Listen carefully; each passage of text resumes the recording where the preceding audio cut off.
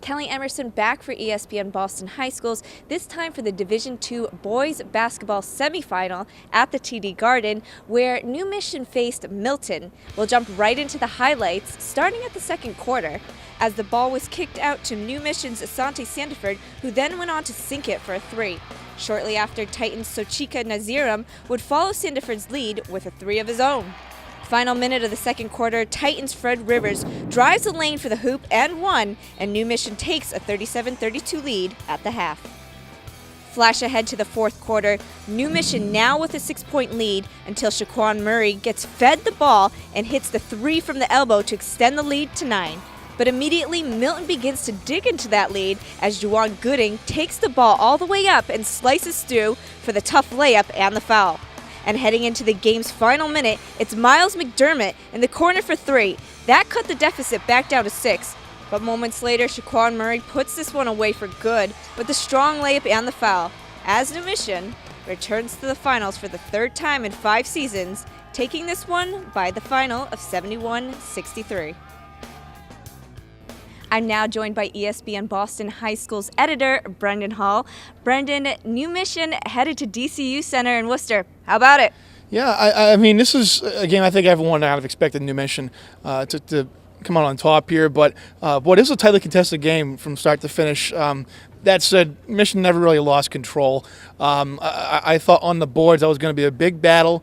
Malik Malcolm, the sturdy forward for Milton, and then the two potential all-state forwards for New Mission, Asante Sandiford, who's signed with Franklin Pearson, Bam Rivers, who's kind of a unique kind of makeup for a guy who's 6'4" and wide body, can shoot a three-pointer a little bit. He's got soft hands and he's got good feet for a guy of his stature.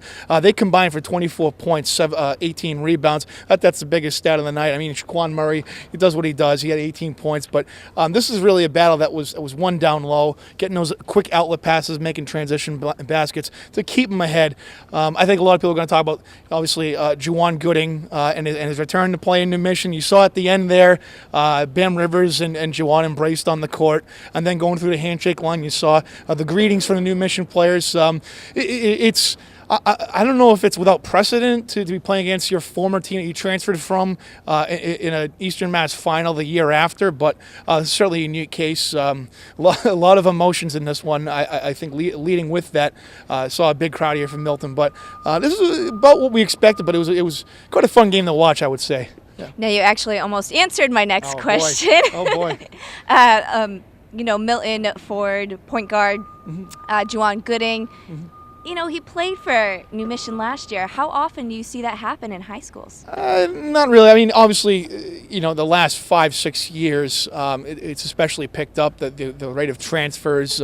Mostly it's the prep schools. You don't see a lot of kids just going from school to school. Well, actually, I shouldn't say that, because you do see some of that. But to play on this stage, play against your former team, it does not happen. It's kind of a rarity. So this is probably cool for him to see. He started out at Milton and tested the waters at New Mission, led into the city final last year, and now he's serving a different role. He came off the bench on Saturday. He came off the bench tonight. Bit of a spark plug. He's one of those classic 6 men. If you watch the Celtics, right? The 6 man. He doesn't always start, but he ends. And as the game went on, you saw him get more and more comfortable out there. Yeah. Now, we also saw Evan Jones sneakers underneath the Milton seats. Talk about the significance of this. Yeah, Evan Jones was a former Milton High player who passed away last September up at UMass, where he was attending school. It's been on the mind. We've seen a lot of emotion carrying throughout this tournament, a lot of different inspirations from a lot of different teams. This is another one. They brought his shoes out and sat him at the end of the bench under the last chair. I thought that was a pretty cool moment to see that at the Garden floor. So. Now let's back up to some of today's earlier games. Division III girls, St. Mary's Lynn took on Archbishop Williams in the first game, and Brianna Rudolph, she hit that court in full-out beast mode for St. Mary's. Is she a fun player to watch or what? I mean, talk about a girl who's really elevated her stock. We already know. I mean, she's signed with UMass Lowell. She's the Division I bona fide caliber player, and what a fun player to watch out there. She's physical. She's fearless going to the hole. She sets up her teammates well. She gets everything moving kind of organically around the rim and made a couple of great plays down the stretch with the driving kicks to put St. Mary's ahead. If you know anything about the Catholic Central League, St. Mary's and Archbishop Williams have been going back and forth. They've been kind of sharing state titles back and forth, keeping it within Division III in the Catholic Central League last couple of years. Archie snake bitten to start the year, and they came on late to win the South. Seemingly I've lost count how many times in a row, or how many times rather. Yeah, what a fun team this is, the St. Mary's backcourt.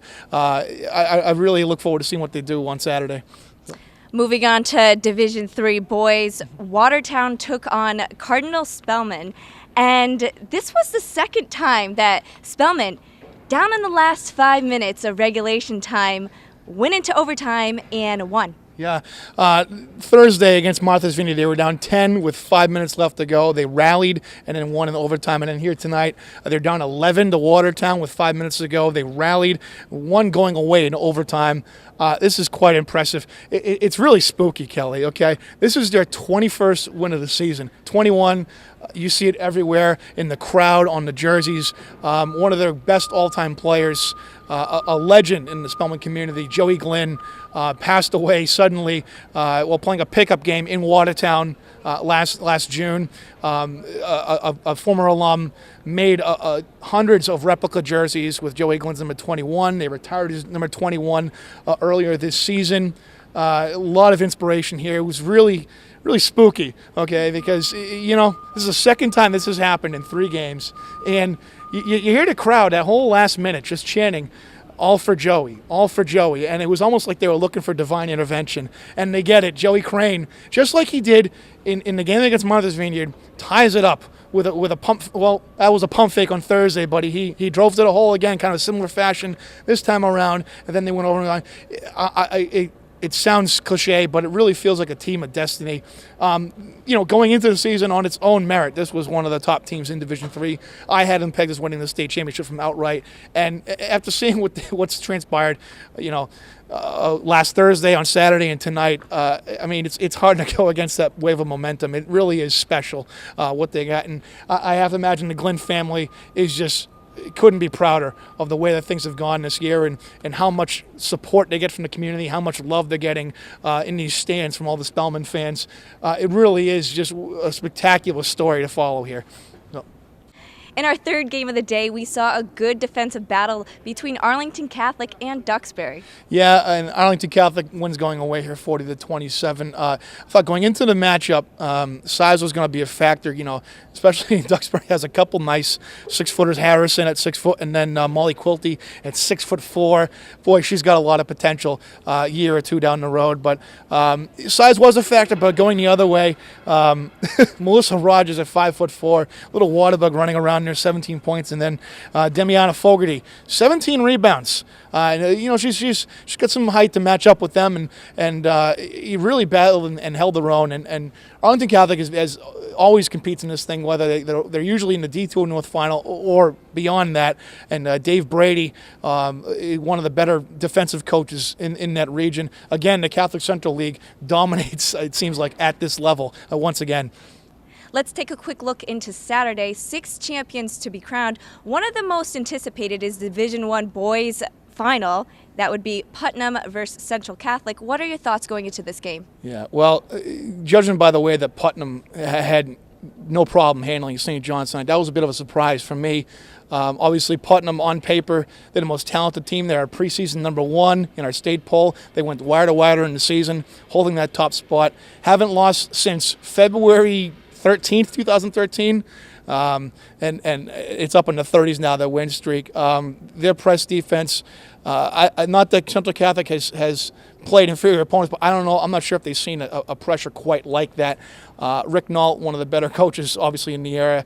I think he'll have a good game plan for this one, but, this is a Putnam lineup that really plays fired up. I mean, Diesel Wright, David Morrell, 2 contenders for our Mr. Basketball Award. Tyon Malone, one of the more promising sophomores in Massachusetts. These guys only go 6 or 7 deep, but it's those 6 or 7 guys that can run all night, and they just play so aggressively. They force so many turnovers. They get all their points off fast breaks and turnovers. Can't shoot well. They can get timely shooting, but shooting didn't seem to be a problem last year when they won the state final. This is going to be one heck of a battle. I really look forward to seeing this one. We know the Central Catholic fans are going to turn out. They're going to try to tilt the floor here, but I think Central Putnam could really tilt the floor going the other way. That havoc defense, that 32 minutes of hell, I guess if you want to call it, some of the Nolan Richardson stuff from the 90s. But I really think this could be one of the better state finals we've seen in quite a while. And I'd say something because last year's state final there, Mansfield-Putnam, was an overtime battle. So get your popcorn ready for this one. Well, that'll wrap things up for tonight. Make sure you join us this Saturday at the DCU Center for all the details of the state finals on ESPN Boston High Schools. For Brendan Hall, I'm Kelly Emerson.